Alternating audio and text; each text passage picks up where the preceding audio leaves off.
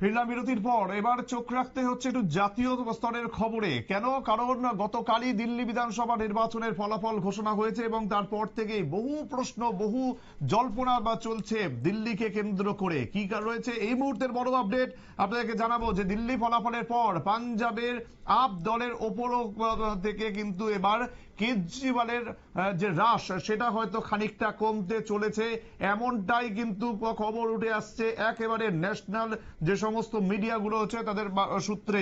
গোটা বিষয়টি নিয়ে কথা বলবো। টেলিফোন লাইনে রয়েছেন প্রতিনিধি বিশ্বজিৎ দেব। বিশ্বজিৎ, জানতে চাইবো এই যে অপারেশন লোটাসের কথা বলা হচ্ছে পাঞ্জাবের জন্য, এই যে বলা হচ্ছে যে কেজরিওয়ালের হ্রাস কমবে, কি মনে হচ্ছে কতটা সত্যতা রয়েছে এর মধ্যে? দেখো সুমন্ত, 27 বছর পর দিল্লি বিজয় করেছে বিজেপি, কেন্দ্রীয় শাসক দল। কিন্তু প্রত্যেকটি রাজনৈতিক দলে কিন্তু একটা নির্দিষ্ট কয়েকটা রাজ্য বিজয়ের পরে তারা থেমে থাকতে রাজি নয়। এটা বিজেপি তাই এবার গেরুয়া শিবিরের নজরে নিশ্চিতভাবে দিল্লির প্রতিবেশী রাজ্য পাঞ্জাব, ভালো করে বলতে গেলে আপের দখলে থাকা দ্বিতীয় রাজ্য পাঞ্জাব।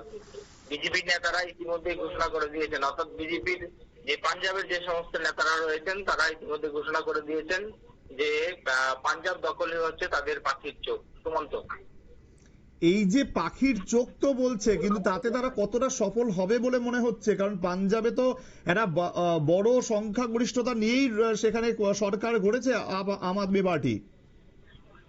দেখো, যে দিল্লির ফল প্রকাশের পরে পাঞ্জাবের বিজেপির সভাপতি সুনীল জাখর বলে দিয়েছেন অবশেষে 27 বছর পর নরেন্দ্র মোদী, অমিত শাহ এবং জেপি নাড্ডার নেতৃত্বে দিল্লিতে গেরুয়া পতাকা উঠছে। এবার পাঞ্জাবের মানুষও এই নেতাদের দিকে তাকিয়ে আপের অপশাসন ভীতির পরিবেশ থেকে মুক্তি চায় পাঞ্জাববাসী। অপরদিকে বিজেপির সর্বভারতীয় সাধারণ সম্পাদক তরুণ যুগ ওই একই দাবি করেছেন। তার বক্তব্য হচ্ছে দিল্লির মতো পাঞ্জাবের মানুষও আপের থেকে মুক্তি চাচ্ছে, তাদের মুক্তি দেবে বিজেপি। পাঞ্জাব ধরে কিন্তু বিষয়টা হচ্ছে পাঞ্জাব যে বিজেপির রণকৌশলটা কি হবে আসলে।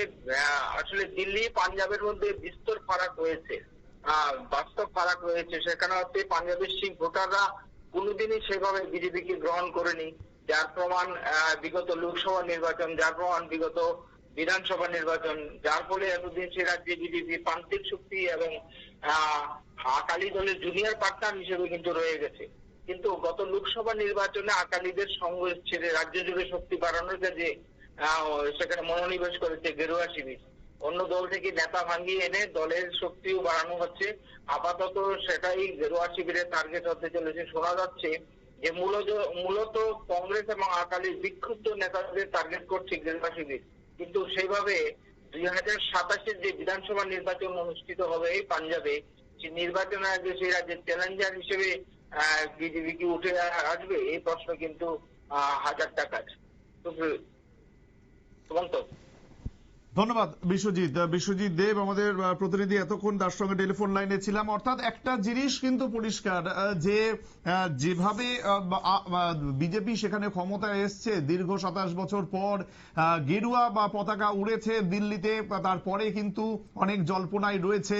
কিন্তু সেই জল্পনা তখনই সত্যি হবে যখন সেই বিষয়টা নিয়ে আরো আগে কোনো তথ্য উঠে আসবে। কারণ এই মুহূর্তে কিন্তু পুরোটাই মনে করা বা হচ্ছে, পুরোটাই কিন্তু একটা হাওয়া উঠেছে যে কেজরিওয়ালের হয়তো হ্রাস কমে যাবে দলের ওপর থেকে, কারণ তার নেতৃত্ব নিয়ে প্রশ্ন উঠতে শুরু করেছে।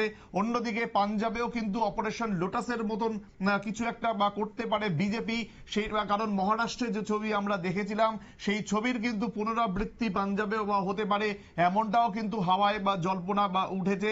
সুতরাং এটা এখনো পর্যন্ত জল্পনা স্তরেই রয়েছে। এটা যত আগামী দিনে কি এর থেকে রেজাল্ট আসে, কি আপডেট উঠে আসে, সেই খবর আপনাদের সামনে আমরা তুলে ধরবো। কিন্তু এই মুহূর্তে সময় একটা ছোট্ট বিরতির, সঙ্গে থাকুন।